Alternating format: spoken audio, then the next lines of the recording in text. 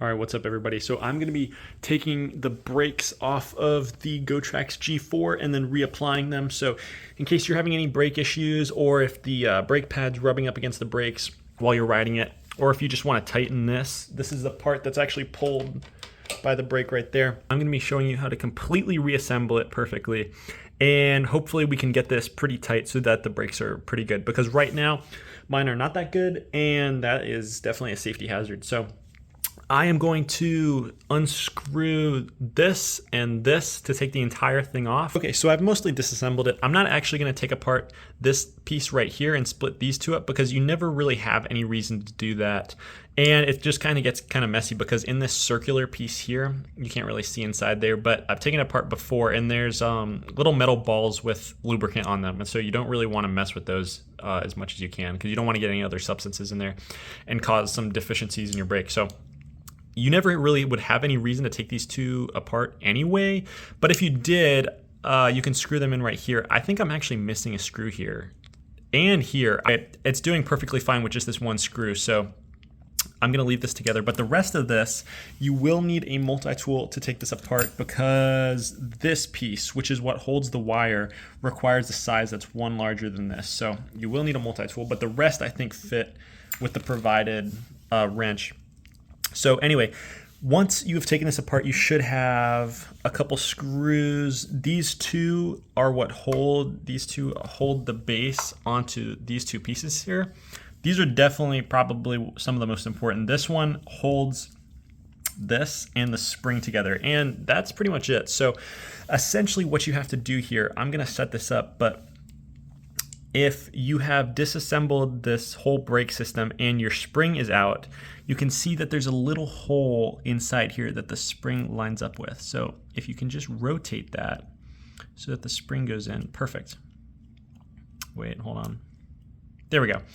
Then you can put this rubber piece right here over the spring. So I'm gonna do that. It looks like I put this on backwards. I didn't know that there was a bigger and a smaller side, but I would assume the bigger side goes down. So there we go. All right, I'm not entirely sure what the rubber pad is for, just to stop rubbing, I guess. But anyway, once you've put the spring in, the hole in, put the rubber pad on, it should now look like this. And then you can put this piece on top. And this screw right here, the one that does not have any kind of washer or anything like those two, that screws into that hole, which screws into this hole right here. So I'm gonna do that. You don't need to rotate this spring at all. You'll notice, here it fell out again, but you'll notice on the back side of this, there's another hole here that the other side of the spring goes in. So you don't have to wind the spring up at all. But you do need to screw it in tight and have both of the pieces sticking into the respective holes. So, all right, here we have it all tightened and screwed in. We know that it's right because it seems to be about parallel with the rest of it. And as you can see, the spring is in properly, because when we push, there's resistance. It doesn't go freely. And it tries to push the brakes together, but it has a lot of resistance, which means that the spring's on properly. This is as tightened as it can go, which should be fine. And all we have to do next is just attach it to this wire, which is pretty simple, but it's a bit of a game, because you want, if your brake is completely flat like this, obviously it's entirely open right now. And as you can see, it requires about 90 degrees of movement in order for it to fully close, which is not really ideal, because that means that when you pull the brake, you have to pull it all the way for it to fully close. And there's only so much that you can pull down. And so it's kind of a tightening game, because you probably don't want it as open as the start. You might want it like there, for example, to be the resting point, or there, if you can kind of see.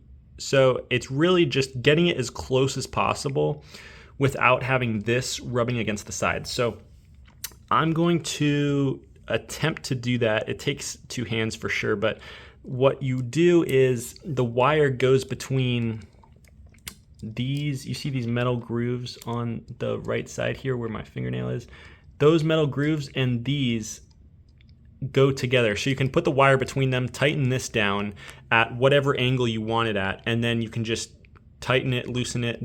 Okay, I have attached the wire and screwed this down as much as it can go. So now when I pull the brake, you will see that it does pull it up not by very much. In fact, if you look inside, it really doesn't even come close to pulling it tight. So we're just gonna need to move this a bunch, and then it'll also help once this is screwed down. So this is debatably, probably maybe the most difficult part, is getting these brake pads, they go on like this, to be perfectly in line with each other, because as you can see, these two screws, it's a larger area than the screws go in. So you can kind of adjust this, as you can see, to be one way.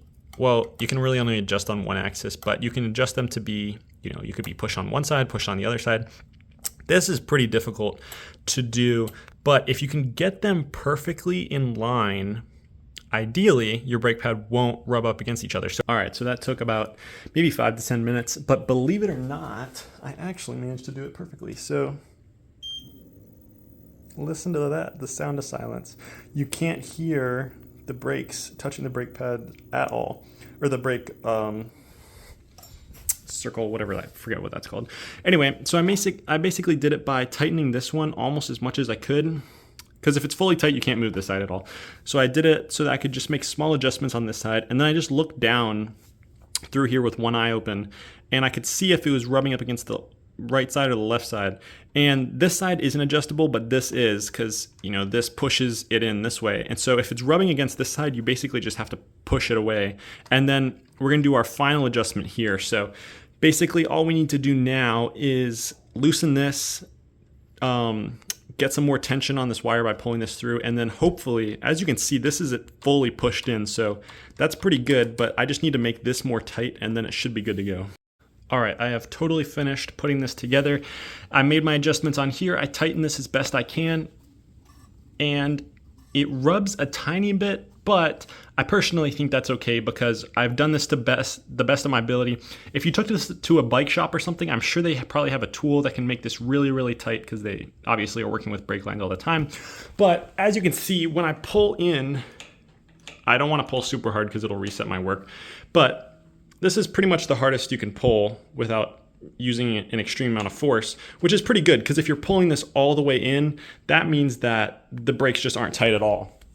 And for how tight that is, with how little rubbing there is about as good as you can get it, because obviously, like, the higher up this is and the tighter this is, basically the more this is gonna rub. So you're trying to find that sweet spot, and if it rubs, it sounds like it's barely rubbing, it's like 1% of the tire, then is that really that big of a deal for having, 10 times better brakes? I think so. So anyway, I would definitely recommend riding this at a low speed and trying out the brakes before you take it on the road, because if you do the acceleration like this, and then you pull in the brake, it just immediately cuts the acceleration. So it's not really a good test of how well the brakes are going to hold you in a real world situation when there's, a lot of inertia and stuff.